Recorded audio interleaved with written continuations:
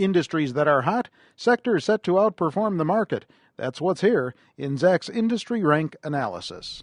Well, Charles Rotblatt, that senior market analyst at Zacks.com, puts this together for us each week, and he joins me once again to elaborate on the industry rank analysis that he's put together for us, which focuses this week on oil refiners. And it seems to me that the market's radar is focused on two things, prices and oversupply.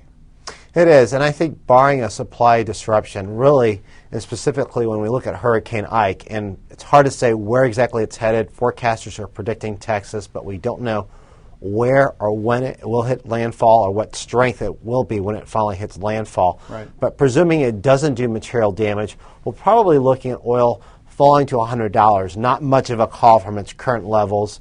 But if it breaks through 100, it's a psychological level of support. If it breaks below that, we could probably see $90 or $85 a barrel. Now, presumably, people would expect that would benefit the refiners. The refiners, they've been suffering over the past several months because of higher oil prices. They have not been able to pass along those higher costs to consumers. And it really comes down to what's known as a crack spread, and we've talked about it before. Right. It's pretty simple. It's really what you're paying for oil, the input, versus what you're selling heating oil and gasoline, the outputs for. There's a little complicated math formula where you break down a barrel of oil to gallons and et cetera, but to save everybody the math and the algebra involved, it really is a matter that crack spread has not rebounded. It's rebounded a little bit recently from its lows that we saw late last month, but it's not rebounding enough to really help the margins out of these oil refiners. I should add, though, that it is seasonally a weak time of the year for crack spreads. We typically see them drop. However, when we look at the refiners in general and whether or not it's now a good time to get into the refiners based on the falling oil prices, for risk-adverse investors, it's not quite that time yet.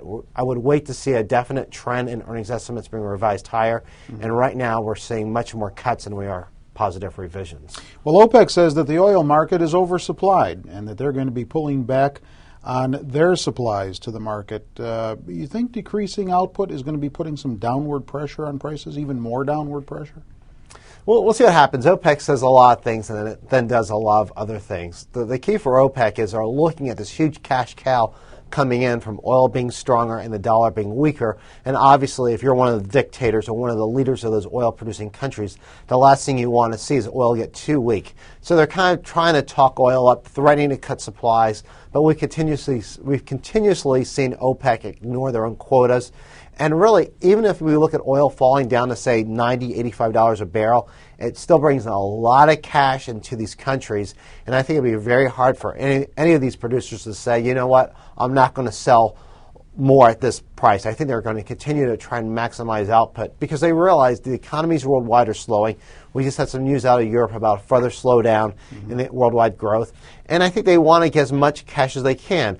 Obviously, I think they're all aware of peak oil. I think they're aware that at some point the gravy train's going to end, and they want to get as much cash in now as possible. If they do cut back on supply, even though it might be temporary, what type of an immediate impact does that have on the refiners? Any? I think it really depends on how much we're talking supply. I think in terms of refiners itself, I don't think it'll have a big impact unless we're looking at really a crunch in oil supplies, which I don't see. Again, this all hinges on oil and supply disruptions. We have not seen that happen yet. And I don't think OPEC's going to do anything to where it would really significantly increase the price of oil. But as I said before, I think when we look at the crack spread, still seasonally a weak period of time. We could revisit it in late October and November, see how it plays out. It is interesting, though. The Farmer's Almanac is calling for a numbing winter.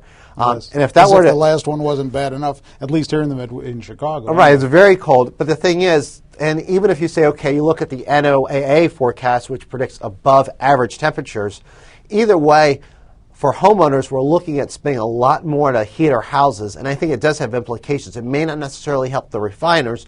Certainly, they're going to try and pass along whatever increased costs they can to consumers.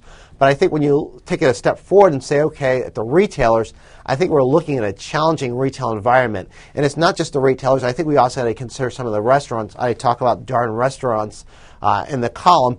It's really, I think if consumers are going to feel themselves being squeezed on the energy front, and further than they already have with at the gas pump, I think we could see them further curtail spending, particularly if we don't see the economy pick up. And right now, it doesn't look like we'll have a significant rebound in the economy coming in the fourth quarter, unfortunately. So, perhaps maybe for some of those kids, getting coal in the stocking might be a good thing. Could pay for some college. That is one point that you do bring up here in this column, as you say, the higher home heating bills, providing a challenging holiday shopping season, as if that sector, the retail sector, wasn't already stressed enough.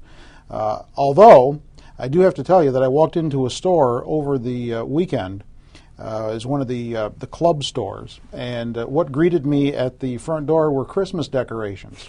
So some of the retailers just aren't waiting.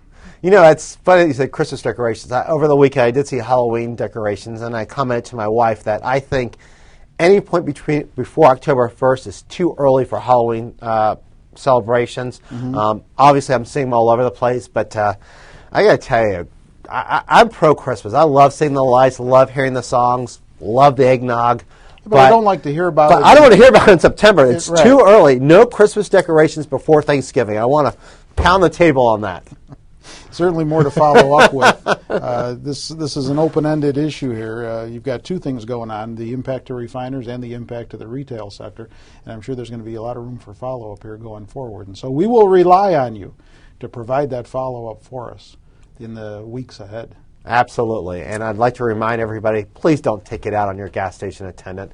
This is not their fault. This goes farther up to the oil production process. All right. You mentioned one stock. I heard it. Do you own that stock? No, I do not. The text version of Charles' entire industry rank commentary may be viewed online. You can do that by going to Zacks.com, scrolling down the homepage until you see the headline that says Industry Rank Analysis and the headline for this current column, and clicking right on it, it'll take you right to the story. And if you have a question about a particular industry that you would like to have Charles explore here on this segment, why not send it in to us at mailbag@Zacks.com. We'll be more than happy to pass those on to Charles, and he'll consider them for future video segments. With Charles Rotblatt, I'm Terry Ruffalo.